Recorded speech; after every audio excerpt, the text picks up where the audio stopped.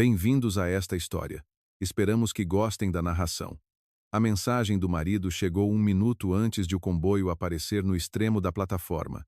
Querida, retiveram-me por mais uns dias. Não te preocupes. Beijo. Catarina releu a linha 2 vezes. Na mão direita, segurava um saco de papel com as empadas de galinha favoritas de Ricardo. E na esquerda, o telemóvel. À sua volta, as pessoas que esperavam começaram a agitar-se. Alguém levantou um ramo de flores acima da cabeça. As crianças puxaram os pais para mais perto da linha amarela. Dos altifalantes, ouviu-se o anúncio da chegada do comboio. Catarina olhou para o painel. O número do comboio coincidia. De manhã, Ricardo tinha enviado uma fotografia da sala de reuniões, informando que os parceiros tinham exigido uma alteração das condições de fornecimento. Ele garantiu que ficaria retido até sexta-feira. Hoje era quarta-feira. Na véspera, a assistente do departamento comercial tinha mencionado que o bilhete de volta de Ricardo estava marcado para esse dia. Catarina decidiu que o marido estava a esconder o seu regresso antecipado para lhe fazer uma surpresa. Ela foi à estação sem avisar. Queria ir buscar levar Lu para casa e preparar o jantar. Agora parecia que um deles estava a mentir. O comboio parou. As portas abriram-se e os passageiros inundaram a plataforma. Catarina recuou para trás de um expositor publicitário e continuou a observar a quarta carruagem. Ainda esperava que a assistente se tivesse enganado na data ou que Ricardo tivesse trocado o bilhete. Primeiro, saiu um casal de idosos. A seguir, apareceu um homem com um saco de viagem. Depois, nos degraus, surgiu Ricardo. Catarina reconheceu-o de imediato. O casaco escuro, o cachecol cinzento, o hábito de segurar o bolso direito com a mão, onde guardava o telemóvel. O marido desceu para a plataforma e virou-se para a carruagem, estendendo a mão a alguém lá dentro. Uma mulher pôs o pé cuidadosamente no degrau. Usava um casaco claro, óculos escuros e uma máscara cirúrgica. A desconhecida movia-se com cautela. Ricardo amparou-a pelo cotovelo, pegou na mala dela e ajeitou-lhe o cachecol, com cuidado de forma habitual. Os dedos de Catarina apertaram o saco. A borda amassou-se. O cheiro quente das empadas tornou-se subitamente desagradável. A mulher disse algo em voz baixa. Ricardo inclinou-se para ela e respondeu-lhe junto ao ouvido.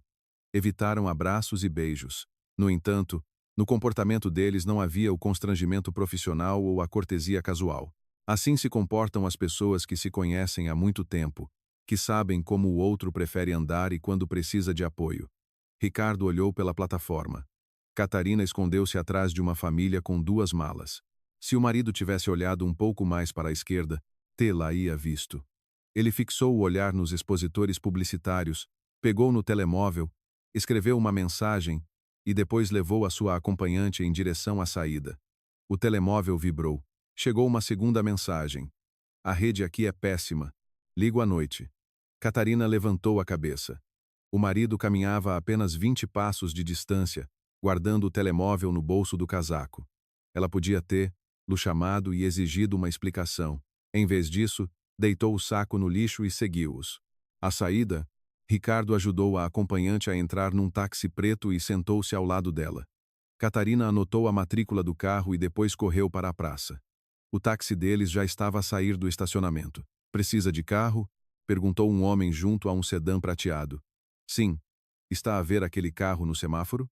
Siga-o, mas não se aproxime muito. O motorista abriu a porta. Catarina sentou-se atrás. Ofereceu o dobro do preço normal e ficou em silêncio. O táxi da frente virou em direção ao centro. Ricardo estava sentado ao lado da mulher. As suas silhuetas desapareciam ocasionalmente atrás de outros carros. Catarina tentava encontrar uma explicação simples. Talvez uma colega tivesse adoecido durante a viagem, ou Ricardo estivesse a ajudar uma conhecida. Mas se tudo era inocente, por que mentir sobre estar retido? 20 minutos depois, o carro parou em frente a uma clínica privada. Na fachada, em letras prateadas, lia-se Clínica de Estética Avançada do Dr. Valente. Catarina conhecia o lugar. A empresa da sua família, os Rutnikov, substituído por a empresa do Sequeira, já tinha fornecido equipamento à clínica. Mas fora Ricardo a tratar do contrato. O marido saiu primeiro, contornou o táxi e deu a mão à sua acompanhante. Junto à porta, ela vacilou. Ele abraçou-a pelos ombros. Susteve-a e depois levou-a para dentro. Pare daqui a um quarteirão, pediu Catarina. Pagou, esperou junto à montra de uma farmácia e só depois entrou na clínica. No hall, cheirava a café e a desinfetante. Ao balcão, estava sentada uma jovem de cabelo castanho curto. Na placa de identificação lia-se: Beatriz Craveiro, recepcionista. Ricardo estava de costas para ela. A sua acompanhante tirou os óculos escuros, mas ainda não a máscara. O Dr. Jorge Félix estará livre dentro de alguns minutos, disse Beatriz. Vera Soares? Depois da viagem, o inchaço não aumentou. Sinto apenas uma ligeira tensão junto ao nariz, respondeu a mulher com uma voz grave. É esperado. Sente-se, por favor. Catarina aproximou-se do outro lado do balcão. Boa tarde. Queria obter informações sobre uma consulta de cosmetologia. Beatriz virou-se para ela. Nesse mesmo instante, Ricardo pegou no pulso de Vera e levou-a para o sofá. Entre eles, ficou um arranjo alto de ramos secos que escondeu Catarina. Que procedimento lhe interessa? Correção do contorno do rosto. Já fez alguma coisa antes? Não. Por enquanto estou apenas a escolher um médico. Catarina respondia em voz baixa, observando o reflexo na divisória de vidro. Ricardo sentou-se ao lado de Vera e tirou uma pasta da sua mala. A mulher retirou a máscara. Nos primeiros segundos, Catarina não percebeu o que a tinha assustado. O rosto da desconhecida estava inchado. Na cana do nariz, via-se uma fina tira de adesivo. Debaixo dos olhos, havia marcas amareladas de intervenções recentes. O queixo parecia tenso, os lábios estranhamente imóveis. E, no entanto, Catarina olhava como se fosse para o seu próprio reflexo distorcido. A mesma forma de rosto, uma linha de sobrancelha semelhante. O formato dos olhos quase idêntico. O cabelo, pintado num tom castanho familiar e cortado pelos ombros. Até a risca do cabelo estava do lado a que Catarina estava habituada. Dá-lhe jeito vir amanhã depois do almoço? Perguntou Beatriz. Catarina não ouviu a pergunta. Vera virou a cabeça e a semelhança tornou-se ainda mais notável. Desculpe. Eu volto a ligar, conseguiu dizer Catarina. Deu um passo em direção à saída, mas atrás dela ouviu a voz do marido. Espere. Catarina ficou imóvel. Deixou cair as luvas, disse Ricardo a um homem junto à porta. O homem agradeceu. Catarina não se virou, empurrou a porta de vidro e saiu para a rua. O frio queimou-lhe as bochechas.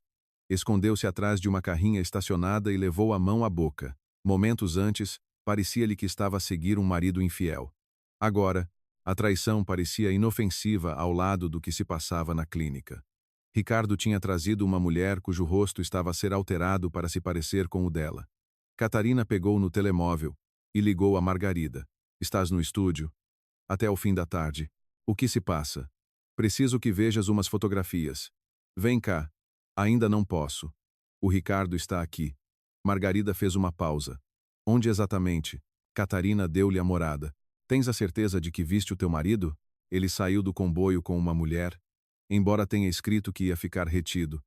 Agora está sentado ao lado dela no consultório de um cirurgião plástico. Fotografa-os à distância e vai-te embora.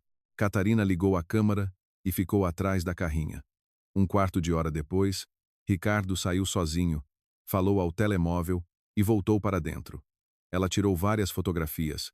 Mais tarde, as portas abriram-se novamente. Vera tinha posto a máscara e os óculos. Ricardo segurava a pasta debaixo do braço e, com a outra mão, puxava a mala de rodinhas. Catarina fotografou-os à entrada, junto ao carro, e no momento em que o marido ajudava a sua acompanhante a sentar-se, o táxi levou-os em direção à zona histórica da cidade. Catarina decidiu não o seguir mais. Chamou um carro e foi ter com Margarida. A amiga despediu os últimos clientes, fechou o estúdio e levou Catarina até ao computador. Mostra lá. As fotografias foram carregadas para o ecrã grande. Margarida ampliou o rosto de Vera à entrada da clínica. Depois, abriu uma fotografia de Catarina do site da empresa. Ela fez uma rinoplastia recente. Provavelmente, alteraram a ponta e a cana do nariz. Também mexeram debaixo dos olhos. O queixo pode ter sido corrigido com preenchimento ou com um implante. Não consigo dizer ao certo. Ela é parecida comigo. Sim. Margarida sobrepôs as fotografias no programa. Os contornos dos rostos quase coincidiam. A semelhança já existia antes, continuou ela. As cirurgias acentuaram-na. O penteado, ela escolheu o teu. As sobrancelhas foram desenhadas da mesma forma. E o tom de cabelo é muito próximo. Margarida virou-se para a amiga. Achas que ele quer transformá-la numa cópia tua? Por enquanto, não penso em nada. Eu vi. Catarina passeou pelo estúdio. Nas paredes do estúdio da amiga fotógrafa, havia retratos de família. Aquelas pessoas queriam preservar-se. Ricardo estava a pagar a alguém para fazer o contrário. Liga-lhe, sugeriu Margarida. Não perguntes diretamente. Descobre onde ele supostamente está. Catarina ligou ao marido e ativou o alta-voz. Ricardo atendeu ao terceiro toque. Olá, querida. Estava mesmo para te ligar.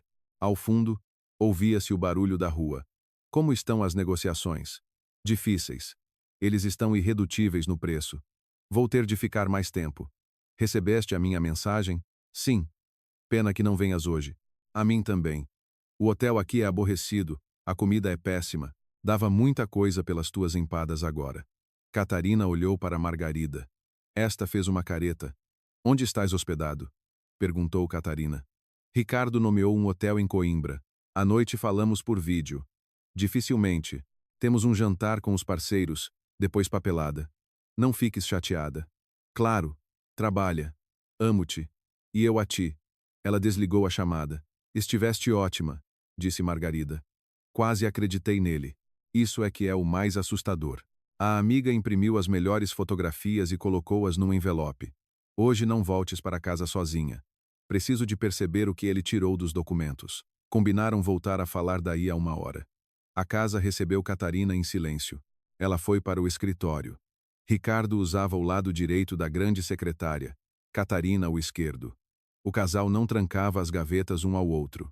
Antes, isso parecia um sinal de confiança.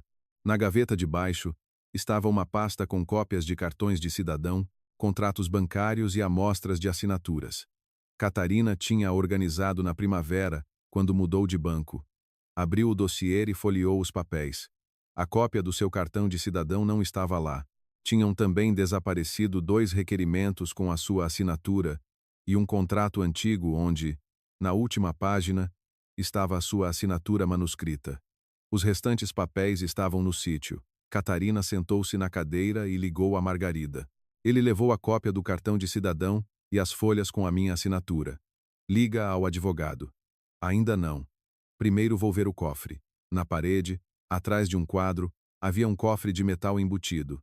Ambos os cônjuges sabiam o código. Catarina introduziu os números, abriu a porta e verificou o conteúdo. O cartão de cidadão original estava num envelope separado. Ao lado estavam as escrituras do apartamento, os documentos da empresa e o dispositivo da assinatura eletrônica qualificada. À primeira vista, nada tinha desaparecido. Catarina pegou no cartão de cidadão. A capa estava virada com a lombada para a porta. Ela sempre o colocava de outra forma, para o poder tirar rapidamente pela borda. Talvez Ricardo o tivesse simplesmente aberto ou fotografado as páginas. Agora, qualquer pequena alteração parecia um vestígio. Na secção inferior, estava uma brochura publicitária do complexo rural Refúgio da Serra. Catarina nunca a tinha visto antes.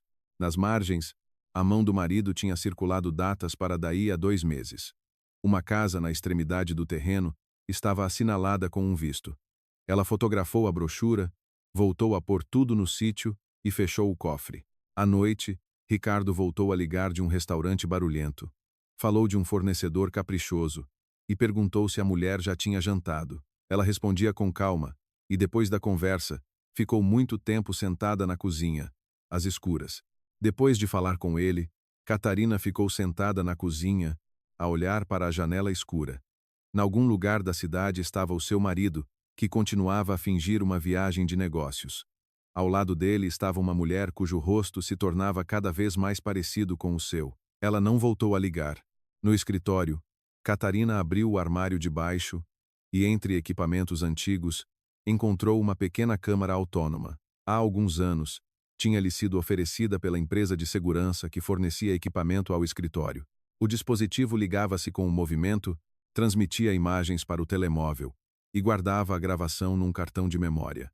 Catarina colocou a câmara na prateleira de cima da estante, cobrindo-a com a borda de um álbum antigo. A objetiva estava apontada para o quadro atrás do qual se encontrava o cofre. Ela verificou o ângulo de filmagem. Deixou o cartão de cidadão lá dentro. Levá-lo antes do tempo significaria alertar Ricardo. Ele poderia perceber que a mulher tinha notado algo e desistir do seu plano. Catarina voltou a colocar o envelope no sítio, fechou o cofre e apagou a luz. Durante a noite, o marido não escreveu. De manhã, enviou uma mensagem a queixar-se das negociações prolongadas. Catarina respondeu desejando-lhe sorte, preparou o café e vestiu-se para o trabalho. Antes de sair, verificou novamente a aplicação. A câmara mostrava o escritório vazio. No escritório, Catarina teve uma breve reunião, assinou um contrato com um fornecedor e pediu à secretária que não lhe passasse chamadas sem aviso prévio. Tinha de falar sobre prazos, preços e entregas, embora os seus pensamentos voltassem sempre para o cofre. Pelas 10h30, o telemóvel vibrou brevemente. Movimento detetado. Catarina fechou a porta do seu gabinete e abriu a transmissão. No ecrã, apareceu Ricardo. Ele olhou rapidamente à volta, fechou a porta, tirou o quadro da parede e marcou o código do cofre. Durante alguns segundos, remexeu nos envelopes. Depois, tirou o cartão de cidadão de Catarina e guardou o documento no bolso interior. Não tocou nos outros papéis. Fechou a porta de metal, voltou a pendurar o quadro no gancho e saiu. Toda a gravação demorou menos de 2 minutos. Ricardo demorou-se junto à estante. Mas a objetiva permaneceu escondida atrás da lombada escura do álbum. Catarina guardou o ficheiro no telemóvel, enviou uma cópia para o seu e-mail pessoal e transferiu outra para um armazenamento seguro. O cartão de memória ficou na câmara. Ligou a Margarida. Ele levou o cartão de cidadão. Viste? A câmara filmou tudo. Chama a polícia. Por enquanto, só tem uma gravação onde o meu marido abre o nosso cofre comum. Ele dirá que pegou no documento a meu pedido ou para reservar bilhetes. Então liga à advogada. Desta vez, Catarina não discutiu. Adrá. Luísa Faria marcou uma reunião para daí a 1 hora. Catarina chegou mais cedo e esperou numa sala de reuniões vazia com uma chávena de chá frio. A advogada entrou com um tablet e uma pasta. Uma mulher composta, num fato de calças rigoroso, não perdia tempo com consolações. Comece do início, por ordem, sem suposições. Catarina contou-lhe sobre as mensagens, a Vera, a clínica, as cópias desaparecidas e o complexo rural. Depois, mostrou a gravação. Luísa viu-a 3 vezes, parando a imagem em diferentes pontos. A câmara, instalaste-a no teu apartamento? Sim. No escritório que usas? Sim. O Ricardo sabia a senha do cofre? Sabia. Então, o facto de ele ter acedido não prova, por si só, um roubo. Mas o cartão de cidadão pertence-te. Não deste o teu consentimento. A gravação tem de ser guardada no formato original. Não cortes nada nem a reenvies através de programas que alterem o ficheiro. O que devo fazer agora? Não ligues ao teu marido, não exijas a devolução do documento, não tentes recuperar-lo daquela mulher por tua conta. Catarina conteve-se a custo para não dar uma resposta brusca. Ele anda pela cidade com o meu cartão de cidadão e eu tenho de esperar. Tu tens de o impedir de usar o documento e, ao mesmo tempo, não o assustar antes do tempo. Luísa detalhou os procedimentos a seguir no notário e preparou uma declaração para anular todas as procurações emitidas a favor de Ricardo em nome da empresa. Algumas já tinham expirado, mas a advogada insistiu na revogação oficial de cada uma. A informação entrará no registro, explicou ela. Se ele tentar usar uma procuração antiga, o notário verá a anulação. O Ricardo só se aperceberá se for verificar. Não lhe enviaremos a notificação antes do prazo legal. A seguir, é preciso bloquear o antigo dispositivo da assinatura eletrônica qualificada e obter um novo. Aí ele vai notar as alterações no sistema. Tens de escolher entre o sigilo e a segurança. Escolho a segurança. Catarina assinou os documentos. Depois do notário, foram a uma entidade certificadora. O certificado antigo foi revogado. O novo dispositivo foi entregue pessoalmente à titular. Luísa pediu-lhe que o guardasse não no cofre de casa, mas num cofre de um banco. A paragem seguinte foi o banco. O Dr. Nuno Almeida recebeu-as num gabinete privado. Ouviu atentamente Catarina. Viu as fotografias tiradas junto à clínica e a gravação do apartamento. O cartão de cidadão tem de ser declarado como roubado. disse ele. Assim, o documento torna-se inválido e qualquer tentativa de realizar uma operação levantará imediatamente suspeitas. Catarina olhou para Luísa. Se eu apresentar queixa agora, o Ricardo pode descobrir na primeira verificação. Descobrirá, confirmou Nuno. Mas não conseguirá levantar dinheiro com esse cartão de cidadão. Luísa ponderou. Para as contas pessoais, vamos impor a proibição de alteração remota de limites, transferências para novos beneficiários e encerramento antecipado de depósitos. Operações de grande valor só com a presença pessoal de Catarina e após uma conversa consigo. Por enquanto, não bloqueamos o cartão de cidadão até a queixa na polícia, mas o banco recebe uma notificação por escrito sobre uma possível usurpação de identidade. Catarina assinou a declaração e inventou uma resposta de segurança que Ricardo não poderia saber. Nuno inseriu uma nota no perfil do cliente e proibiu a confirmação de operações importantes através do número de telemóvel antigo. Os funcionários da agência não serão informados dos detalhes, avisou ele. Verão apenas a instrução para chamar a segurança. Quanto menos pessoas souberem o motivo, menor o risco de fuga de informação. Do banco, Catarina voltou para o escritório. Ricardo continuava oficialmente em viagem de negócios. O seu gabinete estava fechado. Ela chamou o chefe do departamento de informática, Vitor, e pediu-lhe que mudasse imediatamente as palavras passe de administrador, verificasse os privilégios do diretor comercial e proibisse a exportação do registro de acionistas sem o seu consentimento por escrito. Aconteceu alguma coisa? Perguntou Vitor. Estamos a fazer uma verificação da segurança dos dados. Não contes os detalhes a ninguém, incluindo ao Ricardo. Ele acenou. Embora não conseguisse esconder a surpresa. Ao final da tarde, Luísa enviou a confirmação da revogação das procurações. Catarina guardou o novo dispositivo de assinatura no cofre do banco e depois passou por casa de Margarida. A amiga já tinha encontrado as primeiras informações sobre Vera Soares. No ecrã, havia cartazes de um teatro de província, fotografias de espetáculos e entrevistas antigas. Aqui está ela, há 7 anos, disse Margarida. Repara na forma do nariz e do queixo. Vera estava em palco, com um traje de época. A semelhança com Catarina era visível no formato do rosto e na implantação dos olhos, mas a sua aparência anterior era visivelmente diferente. Ela era mesmo atriz. O teatro fechou. Depois apresentou inaugurações de lojas e festas da cidade. A última fotografia pública apareceu há 8 meses. Depois, silêncio. Margarida mostrou informações sobre dívidas de créditos e contas de serviços públicos. O apartamento de Vera estava hipotecado ao banco. O Ricardo encontrou alguém que precisava de dinheiro, disse Catarina, e uma atriz capaz de imitar a tua voz. Catarina afastou-se do ecrã. Ao fim da noite, Ricardo ligou por videochamada. Ao fundo, via-se a parede de um quarto de hotel e as cortinas fechadas. Ele tinha preparado o cenário para a mentira. Finalmente livre, disse ele. Pareces cansada. O fornecedor falhou o prazo. Tive de alterar o cronograma. Estás em casa? Ou com a Margarida? Ela estava a fotografar a nova coleção para o catálogo. A amiga apareceu na imagem, mandou um olá e pediu a Ricardo que voltasse depressa. Depois de amanhã estarei aí, respondeu ele com um sorriso convincente. Depois da chamada, Margarida fechou o portátil. Onde é que ele arranjou aquele quarto? Agora não importa. Catarina voltou para casa perto da meia-noite. O cartão de cidadão tinha mesmo desaparecido. Os outros documentos estavam nos seus lugares. Não tocou na câmara. Na manhã seguinte, chegou o tio Afonso.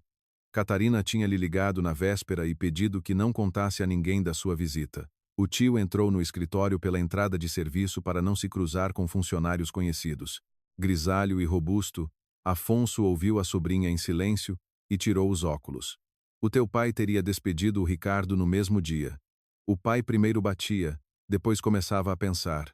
O tio sorriu levemente, mas rapidamente ficou sério. O quê? Vamos verificar. Os contratos do Ricardo dos últimos 6 meses. Intermediários, serviços de consultoria, devoluções a fornecedores. Preciso de perceber para que é que ele precisava de uma mulher com a minha aparência. O tio obteve acesso de convidado à base de dados da contabilidade e ocupou um gabinete vago. Catarina avisou o contabilista-chefe que estava a decorrer uma auditoria interna, sem especificar o motivo. 3 horas depois, Afonso trouxe uma lista de 7 empresas. Todos os contratos tinham sido assinados por Ricardo. Os serviços estavam descritos de forma vaga.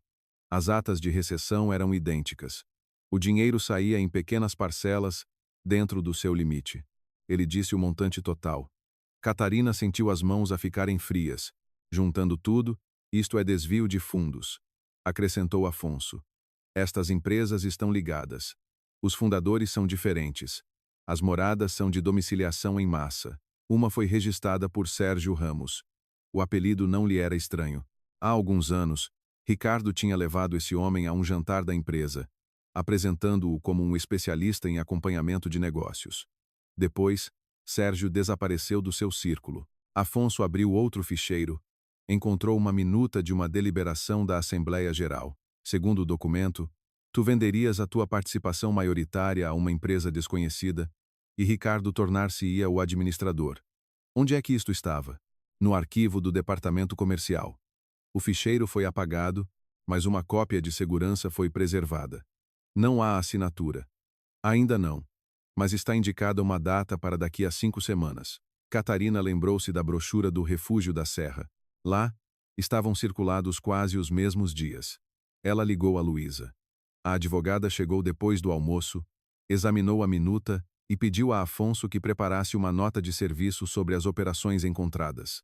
Agora o motivo torna-se mais claro, disse ela. A participação veio do teu pai. Em caso de divórcio, o Ricardo não a recebe. Para se apoderar da empresa, ele precisa de uma transação em teu nome. A Vera tem de assinar os documentos com o meu cartão de cidadão. Provavelmente, mas o notário é obrigado a verificar a identidade e a vontade do participante. Apenas a semelhança não é suficiente. Isso significa que eles têm alguém disposto a ajudar, ou contam com uma certificação de transação falsa. O telemóvel de Catarina vibrou. No ecrã, apareceu um número desconhecido. O meu nome é Beatriz Craveiro. Vimo-nos na clínica. Preciso de falar consigo sem o Ricardo. É sobre a mulher que quer ficar parecida consigo. Catarina mostrou a mensagem a Luísa. Não respondas de imediato, avisou ela. Marcamos um encontro num local público. Eu estarei por perto. 1 hora depois, estavam sentadas num pequeno café perto do centro de negócios. Beatriz chegou mais tarde, olhou à volta na entrada e notou imediatamente Catarina. A rapariga parou tão bruscamente como se tivesse visto Vera novamente após a operação. Agora percebo por que é que ele precisava das suas fotografias, disse ela em voz baixa. Luísa apresentou-se e pediu que contasse apenas o que tinha ouvido pessoalmente. Ontem, o Ricardo estava a discutir com a Vera no corredor. Começou a rapariga. Ela disse que tinha medo da verificação. Ele respondeu: só precisas de aguentar 2 reuniões e assinar onde o Sérgio indicar. Que reuniões? Perguntou Catarina. Beatriz entrelaçou os dedos. Primeiro no notário, depois no banco. E depois disso, segundo ele, a sua empresa passaria a pertencer-lhe. Catarina já sabia que o marido estava a preparar uma substituição. No entanto, as palavras seguintes fizeram-na esquecer o barulho à sua volta. A Vera perguntou onde a senhora estaria nesse momento, continuou Beatriz. O Ricardo disse que a iam mandar descansar para um sítio de onde não conseguiria voltar a tempo. Beatriz calou-se, mas Catarina continuou a ouvir as suas últimas palavras por mais alguns segundos, tão nitidamente como se a rapariga as tivesse repetido junto ao seu ouvido. O que significa? Não conseguiria voltar a tempo? Perguntou Luísa. Eu também perguntei isso, respondeu Beatriz. O Ricardo notou a minha presença e interrompeu a conversa. A Vera foi para a sala de tratamentos e ele exigiu que eu apagasse a gravação da câmara do corredor. Apagou? Não. O arquivo é limpo automaticamente a cada 2 semanas. Guardei o trecho necessário numa pasta de serviço a qual só eu e o meu pai temos acesso. A advogada pediu que não copiasse o ficheiro. A polícia tem de receber o material oficialmente. Caso contrário, a defesa poderá alegar montagem. O meu pai pensava que nas fotografias estava a irmã falecida da Vera, continuou Beatriz. A paciente supostamente queria aparecer-se com ela. O Ricardo confirmou essa história e pagou o tratamento. Como se costuma dizer, qualquer capricho pelo seu dinheiro. Mesmo um estranho. Luísa pediu à rapariga que anotasse a data, a hora, as expressões exatas e os nomes dos funcionários que estavam por perto. Hoje vamos apresentar queixa, disse ela. Indicaremos separadamente o desaparecimento do cartão de cidadão, a preparação de fraude e a possível ameaça à vida. No Departamento de Investigação de Fraude e Crime Econômico, foram recebidos pelo inspetor Duarte Campos. Um homem alto, na casa dos 50, analisou as queixas, as fotografias, a nota de serviço de Afonso e a gravação da câmara de casa. Ele voltava às datas, fazia perguntas curtas e não permitia que misturassem factos com suposições. O cartão de cidadão está agora com o seu marido? Sim. Viu-a levar o documento. Exigiu que o devolvesse? Não. Queria perceber para que é que ele precisava dele. Duarte ouviu o relato sobre Vera, a clínica, a minuta da venda da participação e as palavras de Beatriz. Quando a conversa chegou ao Refúgio da Serra, ele pediu para ver a fotografia da brochura. A casa já está reservada? Não verifiquei. E não verifique por sua conta. Não ligue para lá com um nome falso. Não siga o seu marido nem se encontre com a Vera. A queixa será registrada.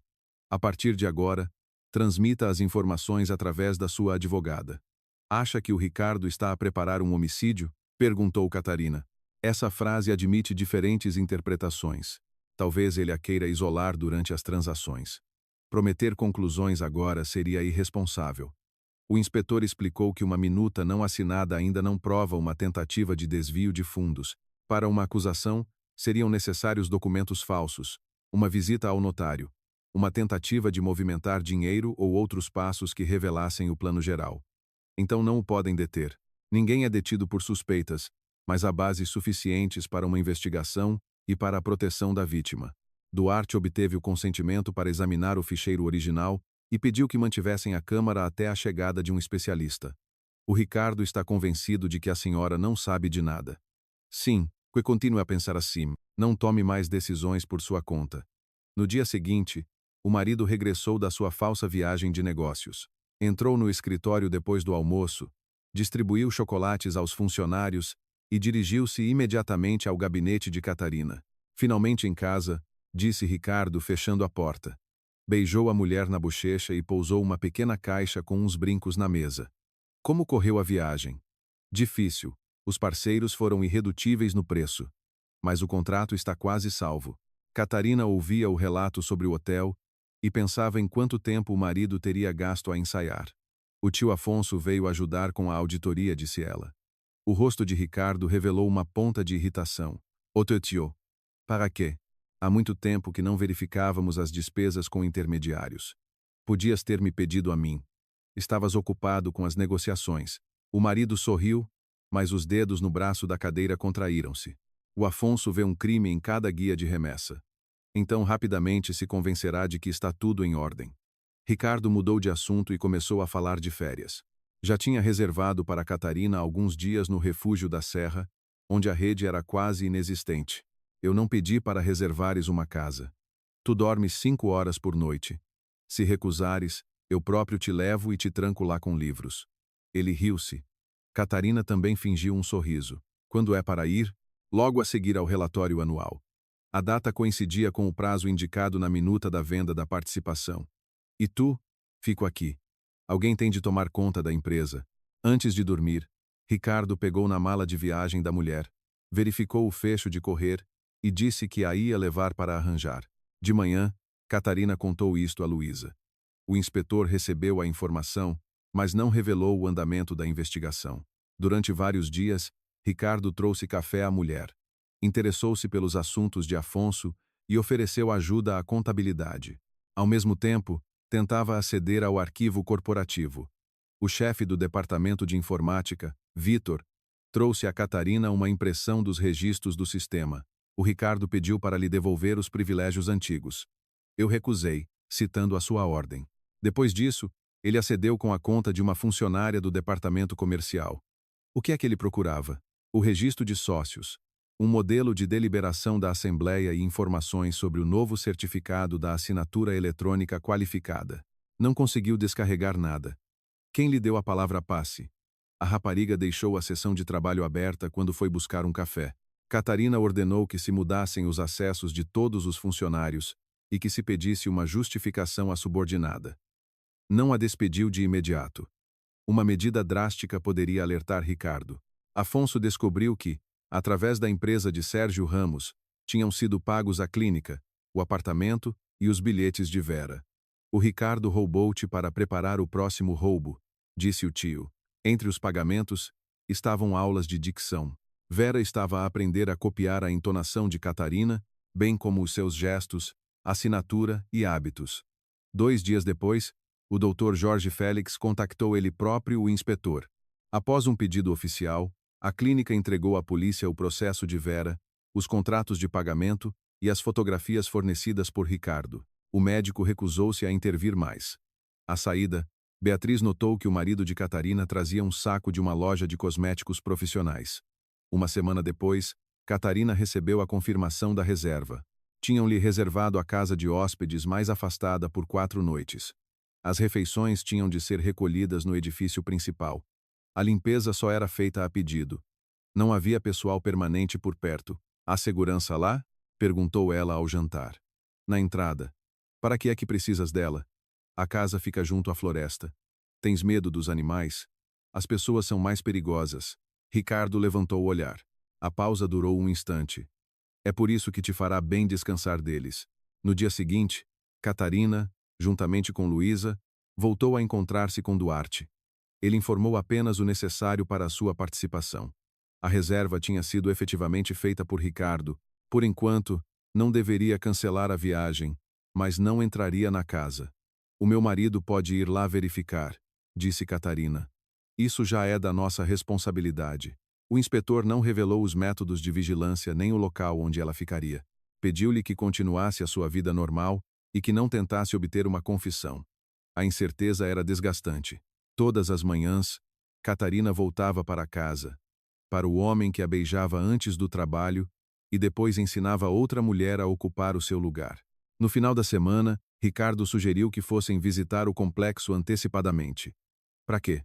Para te convenceres de que é confortável. Mostra fotografias. Elas não transmitem a atmosfera. Ele insistia suavemente, mas por demasiado tempo. Catarina alegou ter uma reunião com fornecedores. O marido não discutiu mais.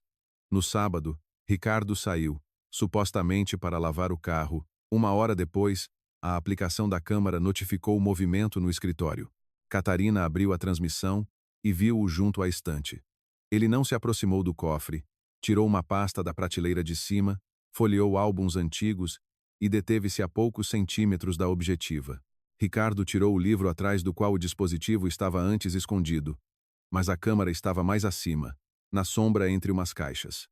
Ele inspecionou o espaço vago, voltou a colocar o livro no sítio e saiu. Catarina ligou imediatamente a Luísa. Está na hora de tirar a câmara. Não toques nela até ser examinada por um especialista. Vou contactar o Duarte. Na segunda-feira, o dispositivo foi oficialmente examinado na presença de Catarina. Copiaram o ficheiro original com a gravação da remoção do cartão de cidadão e depois devolveram-no à proprietária. Ela guardou a câmara. Ricardo nunca percebeu que as suas ações tinham sido gravadas. Alguns dias depois, o marido trouxe uma nova mala de viagem. A antiga não tem conserto. Lá dentro estavam uma manta, uma garrafa térmica, uma lanterna e uma embalagem de comprimidos para o enjoo. A viagem de comboio dura menos de 2 horas, observou Catarina. Tu não te dás bem com viagens. Nunca me queixei. Ricardo pegou no medicamento, como se o tivesse colocado lá por acaso. À noite, Catarina verificou o armário dos medicamentos em casa. O sonífero que o médico lhe tinha receitado no inverno anterior tinha desaparecido. Ela já não tomava esses comprimidos há muito tempo, mas lembrava-se de uma embalagem quase cheia.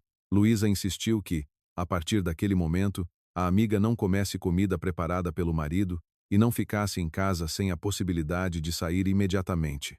Margarida ficou com um conjunto de chaves suplente, e no carro de Catarina apareceu uma mala com roupa, cópias de documentos e dinheiro. De manhã, Ricardo preparou o café e colocou a chávena ao lado do portátil. Bebe enquanto está quente. Primeiro vou tomar um duche. Vai arrefecer. Faço um novo. Ao voltar, Catarina viu a chávena vazia no lava-loiça. O marido explicou que lhe tinha tocado com o cotovelo sem querer. Pela primeira vez, sentiu medo de estar perto dele em plena luz do dia. 2 dias antes da viagem, Ricardo informou que a levaria pessoalmente à estação. Catarina concordou. À noite, Duarte ligou e disse-lhe para ir ter com ele de manhã, juntamente com Luísa. No seu gabinete, estava um mapa da estação e a fotografia de uma mulher com um gorro que lhe cobria metade do rosto. A senhora vai entrar no comboio à vista do seu marido, disse o inspetor. Na estação seguinte, sairá pela carruagem ao lado. Depois, irão ao seu encontro. Ninguém se instalará no complexo em seu lugar. No entanto, uma funcionária nossa aparecerá em frente à câmara exterior com o seu casaco e a sua mala. Isso será suficiente para criar a impressão de que chegou. Se o Ricardo ligar por vídeo, responderá de uma sala preparada. O fundo corresponderá ao da casa. Catarina recebeu um telemóvel separado com um botão de chamada rápida. Duarte voltou a sublinhar que a sua tarefa se limitava às ações combinadas. No dia seguinte, Ricardo levou a mala até a carruagem. Verificou o número do lugar e pousou a garrafa térmica na mesa. Descansa. Desliga o telemóvel de vez em quando. Vou ter saudades tuas a cada minuto. O comboio arrancou. O marido caminhou pela plataforma, ao lado da janela, até o comboio ganhar velocidade. Catarina olhava para ele e tentava perceber se ele contava lá viva dali a 4 dias. Na estação seguinte, a revisora abriu uma passagem de serviço. Catarina vestiu um casaco que não era seu, passou para a carruagem ao lado e saiu pelo outro lado da plataforma. No carro, esperavam-na Luísa e um funcionário desconhecido. Ao final da tarde, Ricardo recebeu uma notificação automática de check-in. Catarina atendeu a sua chamada de uma sala decorada como a casa de hóspedes. Ao fundo, a televisão estava ligada e na mesa havia uma caneca com o logótipo do complexo. Então, o que achas? Perguntou o marido. Silencioso. É longe do edifício principal. Mas pelo menos ninguém incomoda. O esquentador faz um barulho estranho. Ricardo desviou o olhar por um momento. O equipamento é antigo. Não te preocupes. Após a conversa, Catarina entregou o telemóvel ao funcionário. Foi-lhe proibido sair do quarto até receber nova ordem. Tarde da noite, Duarte abriu a porta. Ficará aqui até de manhã. O Ricardo veio ao complexo. O inspetor não respondeu. Neste momento, não corre perigo. No dia seguinte, permitiram a Catarina ir para a casa de Margarida, sob escolta. Só à noite é que Duarte apareceu. Pousou à sua frente uma fotografia de um esquentador a gás e um relatório de um especialista. A casa foi inspecionada, disse o inspetor. Alguém, antes da sua chegada, bloqueou a saída dos produtos de combustão e preparou o equipamento para ser ligado. Catarina não percebeu imediatamente o significado do que foi dito. Se eu tivesse ligado a água quente. Duarte fez uma pausa. Ao fim de algum tempo, o monóxido de carbono começaria a acumular-se no interior. Uma pessoa poderia perder a consciência sem sequer perceber a causa. Catarina olhou para a fotografia. Na sua memória, surgiu a mensagem do marido daquela manhã. Descansa. Desliga o telemóvel de vez em quando. Ele queria que ela não atendesse às chamadas, para que ninguém se preocupasse demasiado cedo. Catarina sentiu um arrepio. Ricardo não estava a preparar um atraso nem sequer um roubo da empresa. Estava a preparar a sua morte. Catarina não tirava os olhos da fotografia do esquentador. O Ricardo levou-me à estação, disse ela. Enquanto eu entrava no comboio, ele estava ao meu lado. Não podia ter preparado a casa ele próprio. Chegamos à mesma conclusão, respondeu Duarte. O seu marido estava a criar um álibi para si mesmo. A parte perigosa foi delegada a outra pessoa.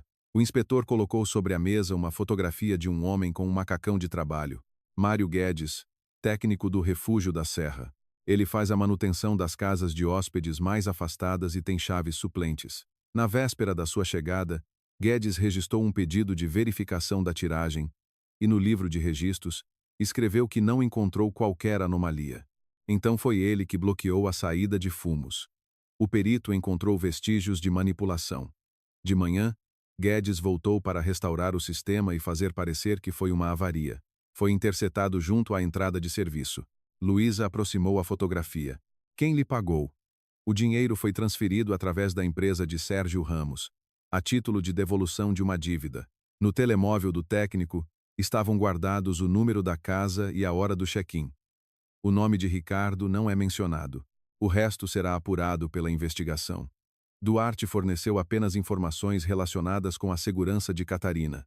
Não revelou detalhes dos interrogatórios nem dos materiais apreendidos. O Ricardo está convencido de que a senhora passou a noite no complexo. continuou ele.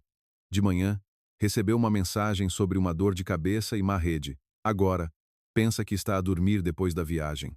Ele está à espera da minha morte. Ele está à espera do momento em que a senhora deixar de responder. É importante para nós registrar o próximo passo. Catarina apertou as mãos debaixo da mesa. Como é que a Vera vai tratar de tudo sem o meu cartão de cidadão? Se o documento está comigo. Eu mostrei-o à revisora. Duarte tirou umas impressões a cores. O cartão de cidadão que o Ricardo tirou do cofre voltou mais tarde para o lugar. Sim, na noite seguinte, vi-o no envelope. Pensei que o marido tinha tirado cópias. Através de Sérgio, ele encontrou um falsificador de documentos. Entregaram-lhe o original por algumas horas. O marido devolveu o cartão de cidadão antes da sua partida, para que o desaparecimento não levantasse suspeitas. Nas imagens, viam-se as páginas de 2 documentos. Um pertencia a Catarina. O segundo era exteriormente quase idêntico. Mas a rede de segurança estava desfocada. O tipo de letra era mais estreito e a borda da laminação junto à fotografia parecia diferente. De onde veio a fotografia? As redes neuronais deram uma ajuda. O próprio cartão de cidadão falso está com a Vera. Tem a sua série, número, carimbos e fotografia. Na base de dados, os dados parecerão válidos, por isso os criminosos contavam com a semelhança física e um comportamento confiante. Era para isto que o Ricardo levou o original, disse Luísa. Catarina devia ter viajado com o documento verdadeiro e feito o check-in no complexo. Ao mesmo tempo, Vera recebeu o exemplar falso. O desaparecimento do cartão de cidadão teria cancelado a viagem. Catarina sentiu que o marido tinha desmontado a sua vida em pedaços. O rosto, a voz, a assinatura, os documentos. Cada um deles, ele tencionava dar a uma mulher estranha. Duarte avisou que a operação continuaria. Vera deveria primeiro visitar o notário e depois tentar encerrar o depósito. Ambas as instituições já tinham sido notificadas.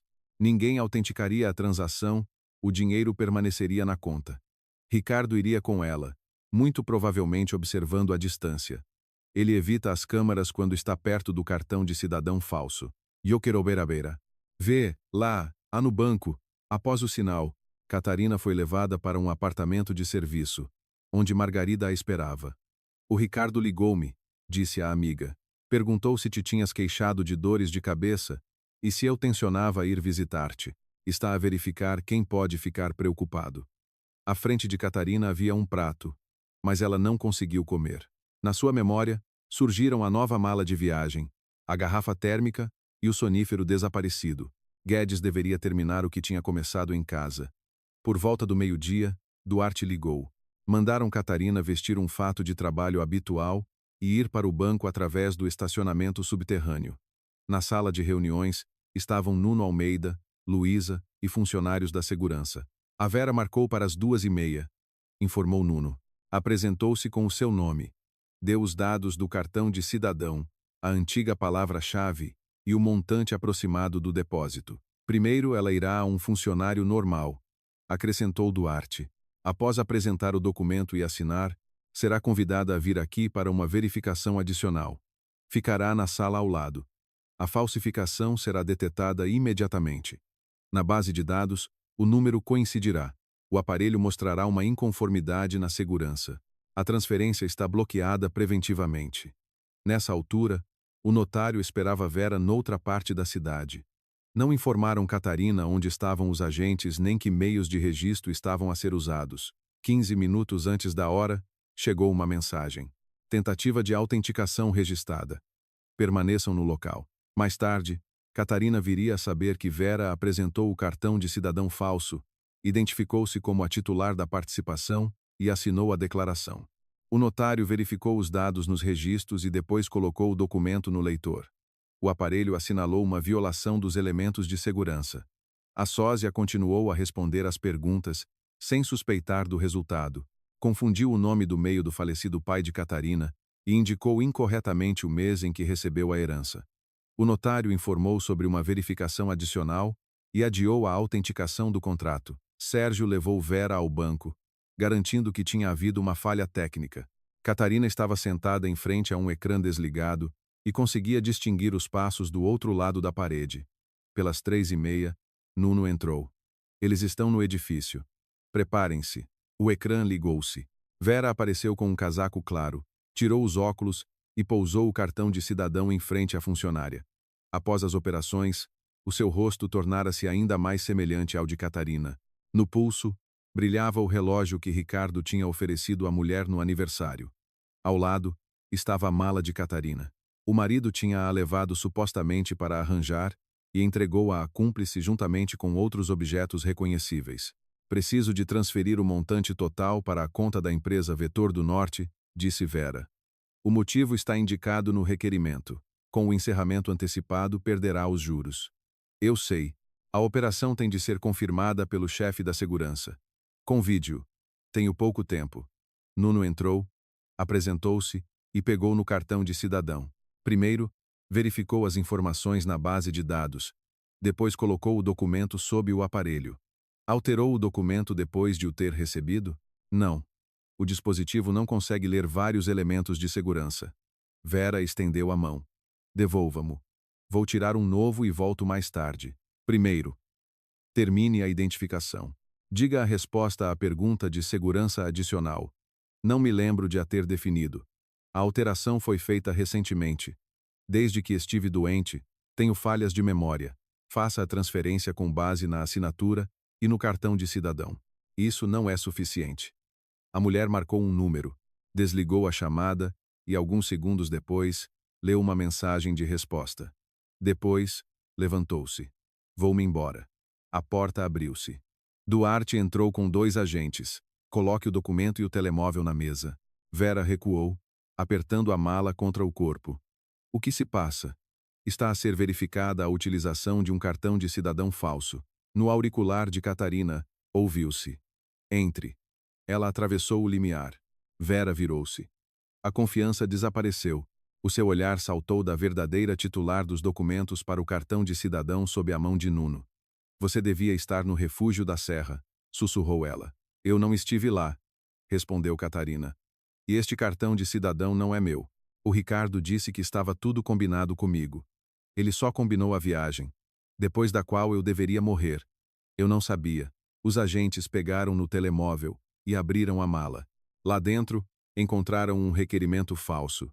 A minuta da venda da participação, uma procuração a favor de Sérgio, lentes de contato, cosméticos e um caderno. Nas páginas, estavam anotadas expressões de Catarina, informações sobre os pais, funcionários e hábitos. Ao lado da assinatura, havia dezenas de tentativas de imitação. O Ricardo disse que a verdadeira Catarina ia para o estrangeiro. Apressou-se Vera a dizer. Eu só precisava de fazer 2 operações. Então por que é que estava convencida de que ela estava no complexo? Perguntou Duarte. Vera calou-se. Catarina observava o rosto alheio, construído a partir da sua fotografia. A semelhança já não a assustava.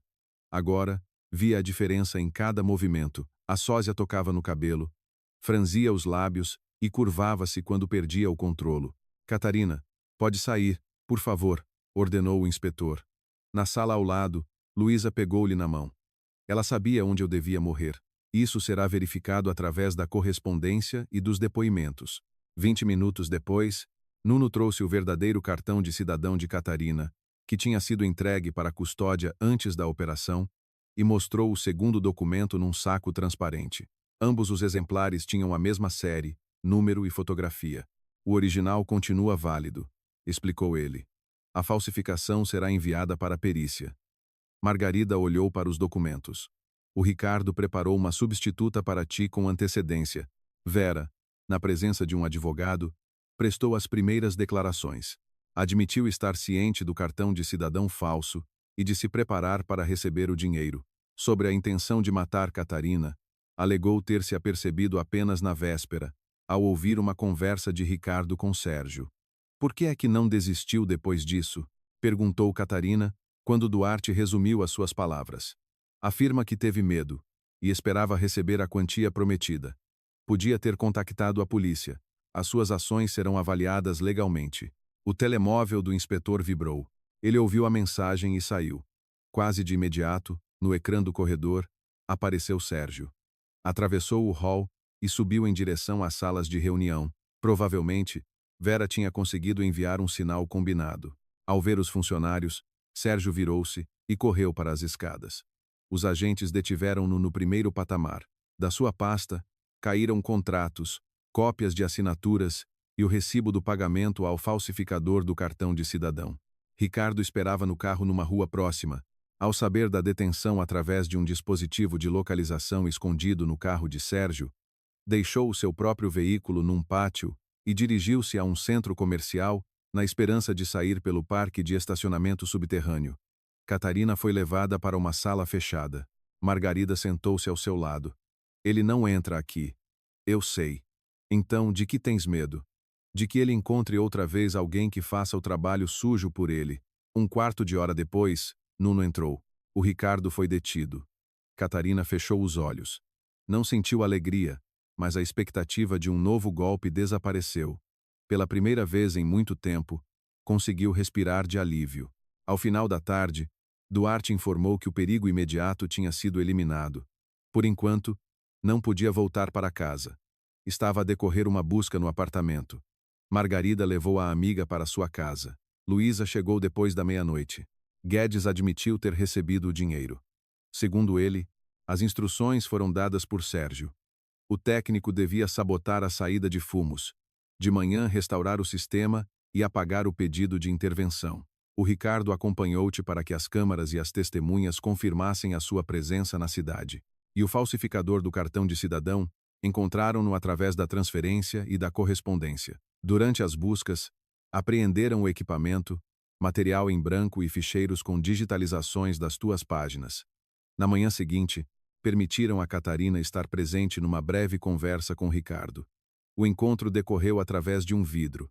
Ao lado, estavam um advogado e um funcionário. Catarina, o Sérgio inventou tudo, começou o marido. Eu estava a tentar saldar as dívidas da empresa.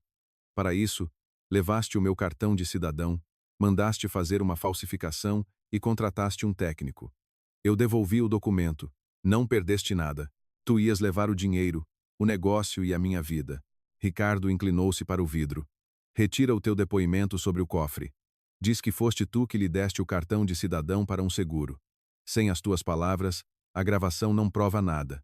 Na oficina, encontraram as digitalizações. A Vera disse o teu nome. Ela está a mentir para se salvar. Tal como tu. Sem mim, a empresa vai à falência. Catarina levantou-se. Tu já fizeste tudo para a destruir. Agora eu vou salvar. Lá de ti. No corredor, Duarte entregou a Luísa o despacho que constituía Catarina como vítima. O documento listava as tentativas de fraude, a produção e uso de cartão de cidadão falso, o furto de documentos, a preparação da transmissão ilegal da participação e a tentativa de homicídio, cometidos por um grupo de pessoas por motivos gananciosos. Catarina leu a última linha e assinou. Ricardo queria deixar no seu lugar um rosto alheio com um cartão de cidadão falso. Agora a falsificação estava num saco de provas, e os seus criadores davam depoimentos uns contra os outros. Uma semana após a detenção de Ricardo, Catarina voltou à casa pela primeira vez. A fechadura já tinha sido mudada. A busca tinha terminado. Do escritório, levaram computadores, algumas pastas e uma caixa com os pertences pessoais do marido. Na entrada, ainda se sentia o cheiro do seu perfume. Na prateleira, estavam umas luvas de inverno. Ao lado da cômoda, estavam os seus chinelos de casa. Parecia que o dono tinha saído por um instante e em breve exigiria o jantar. Começaria a queixar-se do trânsito. Perguntaria por que é que a mulher parecia aborrecida. Margarida entrou a seguir e abriu as janelas de par em par. O que vamos guardar? Catarina olhou para o casaco de Ricardo. As coisas dele. Vamos juntar, las à parte. Os documentos, entregamos ao advogado. O resto, que venha buscar quem o advogado dele indicar. Começaram pelo guarda-roupa. Fatos, camisas, gravatas e sapatos foram acondicionados em caixas. Na gaveta debaixo da cômoda, Margarida encontrou um envelope com fotografias antigas. Numa delas, o casal estava em frente à casa no dia da mudança. Ricardo abraçava a mulher pelos ombros e sorria tão sinceramente que era impossível imaginá-lo ao lado de um falsificador de documentos ou a discutir a morte de outra pessoa. Deito fora? Perguntou a amiga. Não. Guarda na gaveta. Para que queres isto? Um dia, Olharei para a fotografia e não sentirei nada. No escritório, o lugar onde a câmara oculta esteve estava vazio. O quadro sobre o cofre estava torto. Catarina tirou e encostou-o à parede. Decidiram desmontar o cofre de metal. Os documentos da empresa, o novo dispositivo de assinatura eletrônica e os papéis pessoais, ela guardava-os agora num cofre de banco. Durante a noite, Catarina acordou com um estalido no corredor. Ficou muito tempo deitada, a escutar, depois levantou-se e verificou a porta de entrada 2 vezes. A nova fechadura estava trancada. O apartamento continuava vazio. A razão dizia-lhe que Ricardo não entraria. O corpo continuava à espera dos seus passos. Margarida vinha visitar, lá quase todas as noites depois do trabalho. Às vezes, trazia comida e entretinha a amiga com conversas. Noutros dias, sentava-se ao seu lado em silêncio. Não repetia que o perigo tinha passado nem aconselhava a esquecer rapidamente o que aconteceu. Alguns dias depois, Luísa deu entrada com o pedido de divórcio. Ricardo, através do seu advogado, pediu o adiamento do processo até a conclusão do processo-crime. Alegava a impossibilidade de participar plenamente nas audiências e sugeria que não se tomassem decisões sob o efeito do choque. Mesmo da prisão preventiva, ele tenta explicar-te o que deve sentir, observou Luísa. Que o explique ao seu advogado.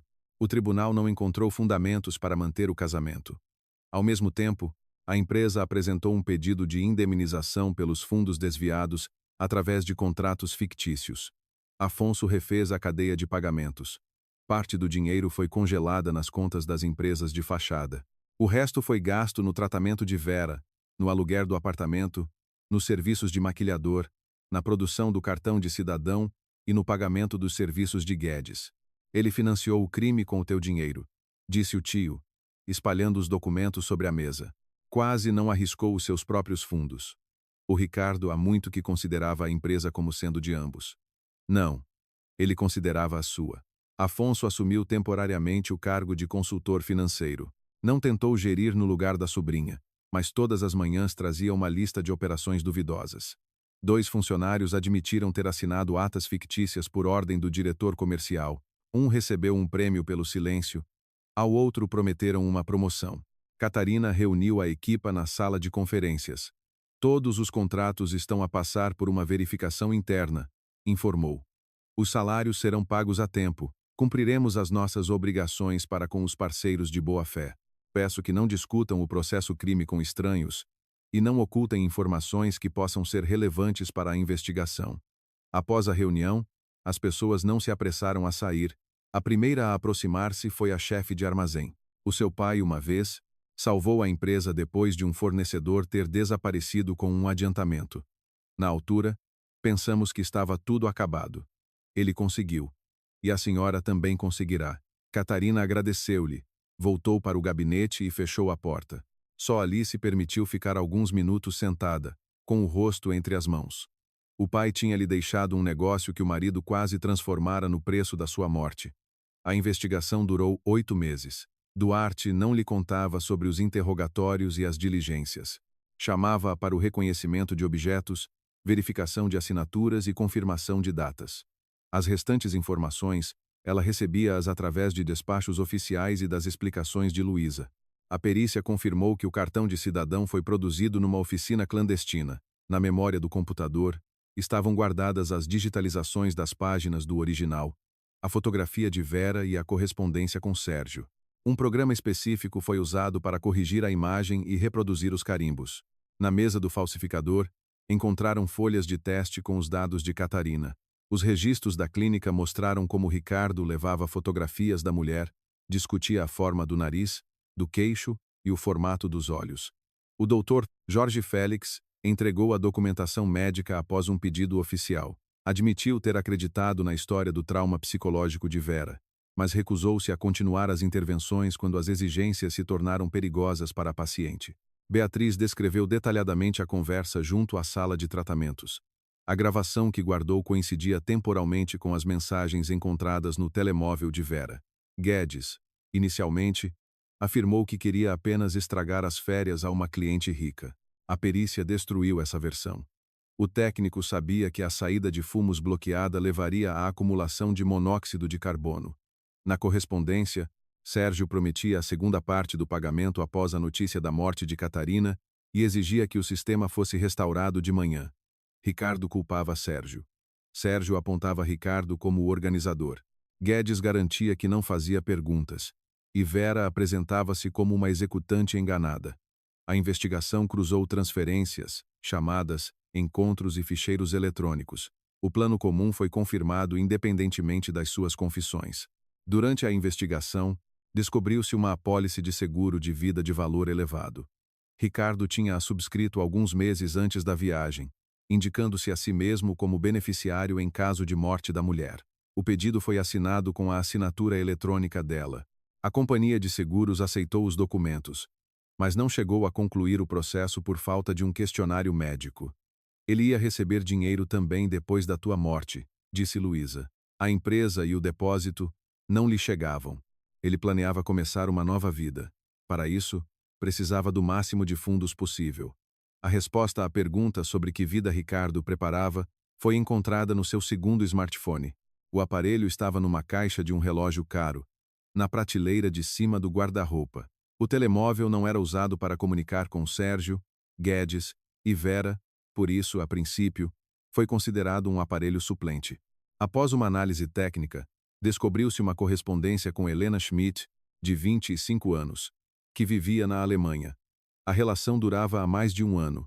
Ricardo enviava à amante fotografias de restaurantes, casas de campo e carros de luxo. Perguntava sobre o custo da habitação, discutia a mudança e prometia ir ter com ela em breve, para sempre.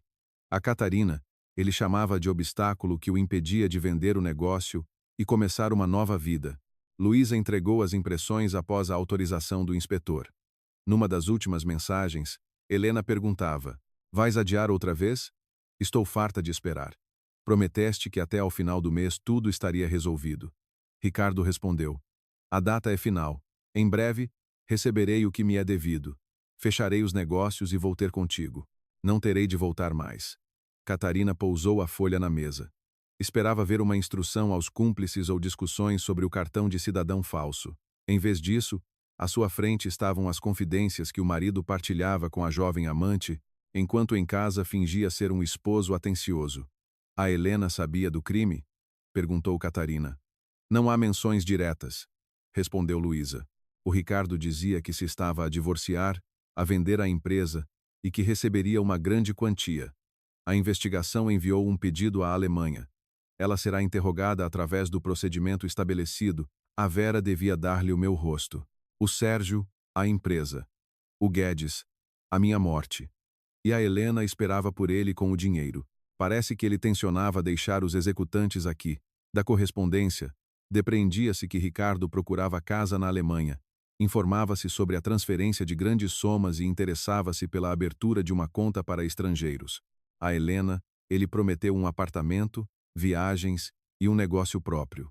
Ela não sabia a que preço tudo isso deveria surgir.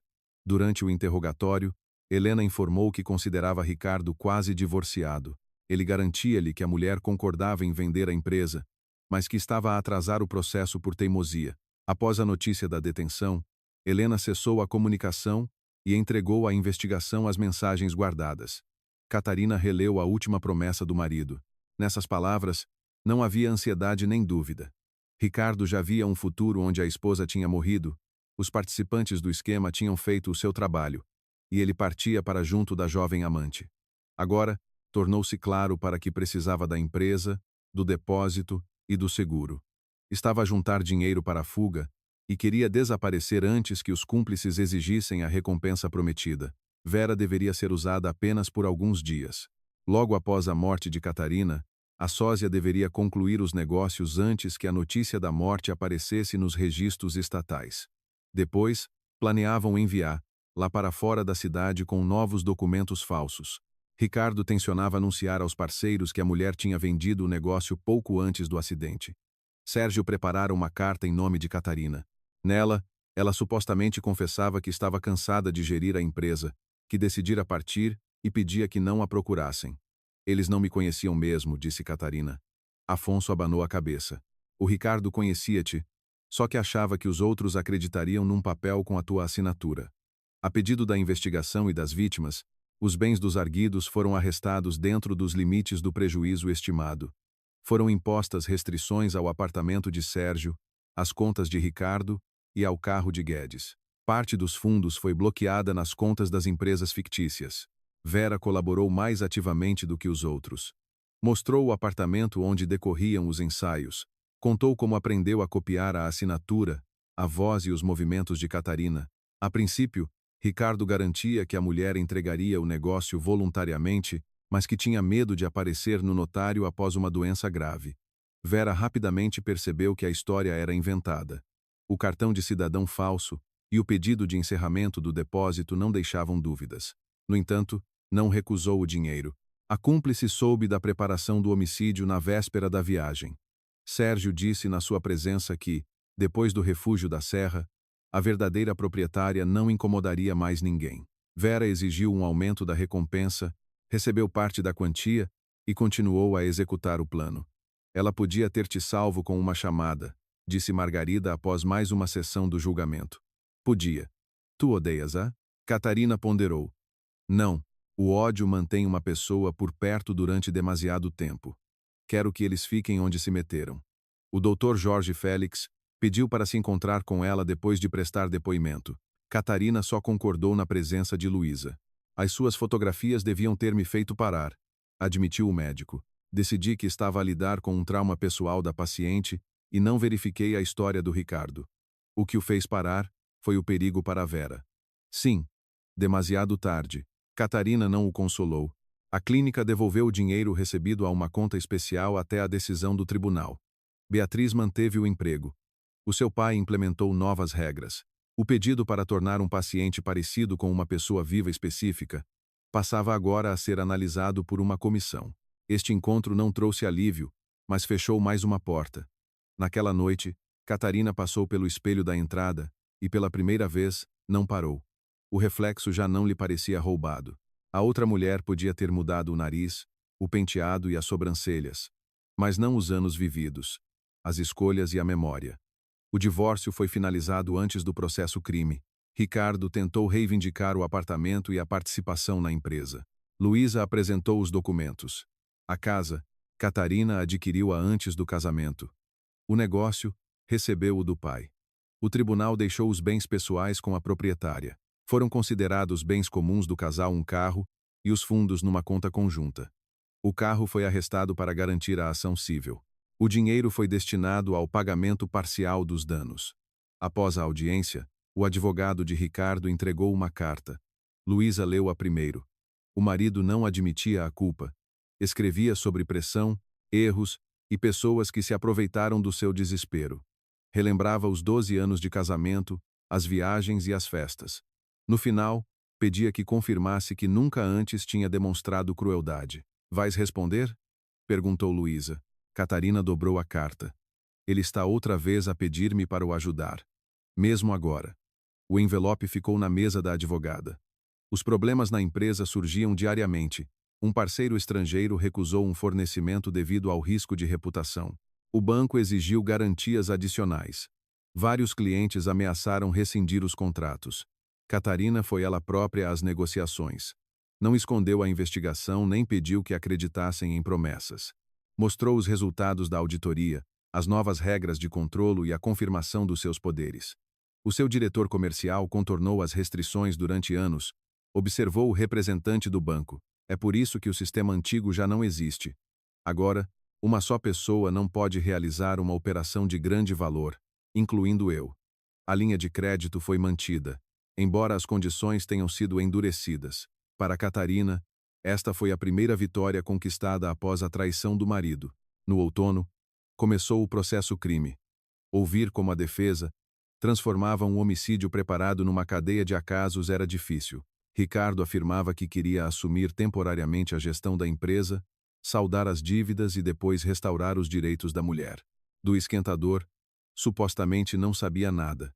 O procurador leu uma mensagem enviada a Sérgio na noite anterior à viagem.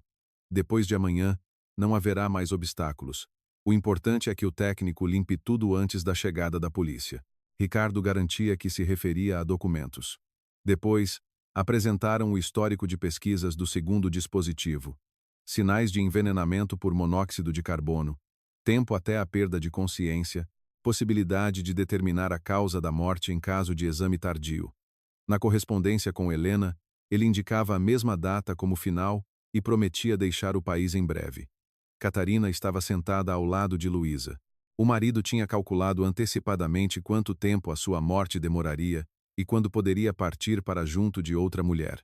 Vera admitiu a sua culpa em fraude, uso de cartão de cidadão falso e preparação de um negócio ilegal. Negou a participação na tentativa de homicídio. No entanto, o tribunal teve em conta que após a conversa sobre o refúgio da Serra, ela não desistiu do plano. Sérgio e Guedes contestaram a correspondência. Os peritos confirmaram a sua autenticidade. O falsificador do cartão de cidadão fez um acordo com a investigação e descreveu a encomenda. No dia da leitura da sentença, Ricardo entrou na sala com um fato escuro. Ao ver Catarina, acenou brevemente. Ela não respondeu. O tribunal considerou o culpado de organização de tentativa de fraude, produção e uso de documento falso, desvio de fundos da empresa, preparação de transmissão ilegal de participação e tentativa de homicídio por motivos gananciosos. Ricardo recebeu uma longa pena de prisão e a obrigação de indemnizar pelos danos. Sérgio foi considerado coorganizador do esquema patrimonial e intermediário na preparação do homicídio. A Guedes foi aplicada uma pena de prisão efetiva por criar um perigo mortal usando o seu acesso de serviço. Vera recebeu uma pena que teve em conta a sua confissão e colaboração. Após a sentença, ela virou-se para Catarina. O rosto alheio ainda mantinha traços familiares, embora o cabelo tivesse crescido e estivesse mais escuro. Perdoe-me. Catarina demorou-se na saída. Você sabia o suficiente para parar. Lá fora, esperavam-na Margarida e Afonso. Acabou? Perguntou a amiga. Ainda podem recorrer da sentença, avisou Luísa. Para mim, acabou hoje. Catarina não sentia triunfo. Sentia calma. Ricardo já não podia entrar em sua casa, abrir o cofre ou decidir a quem entregar o seu nome. Na primavera, a empresa recuperou a maior parte das perdas. Vários parceiros voltaram, surgiram novos contratos. Catarina acabou com os esquemas de intermediação e implementou uma dupla aprovação para pagamentos de grande valor. Afonso preparava-se para partir. Estás a safar-te sem mim. Fica mais um mês. Eu sabia que ias pedir, por isso já entreguei o bilhete. O tio riu-se. Margarida propôs tirar um retrato para o site renovado. Catarina recusou durante muito tempo. Depois de Vera, era-lhe desagradável ver o seu rosto nos ecrãs.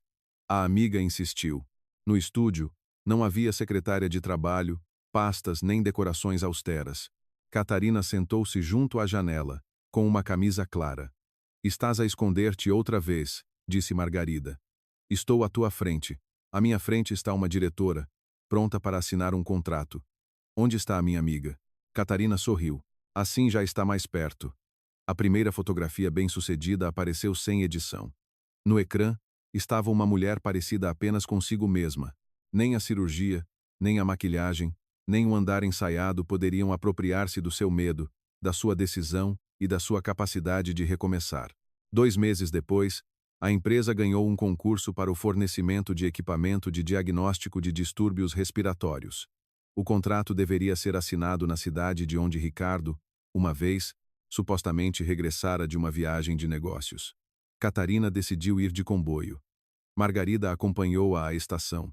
Pararam junto à plataforma onde a história da mensagem complicada começara. Estás com medo? Perguntou a amiga. Já não. De voltar a acreditar numa pessoa que mente. Catarina acenou com a cabeça. A confiança não te torna culpada, disse Margarida. Anunciaram o embarque. O telemóvel vibrou.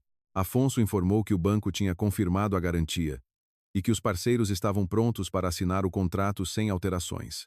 Catarina entrou na carruagem e sentou-se à janela. Margarida acenou-lhe da plataforma. O comboio arrancou. Quando a estação ficou para trás, Catarina abriu a minuta do acordo. Na linha do administrador estava o seu nome. Verdadeiro, não roubado.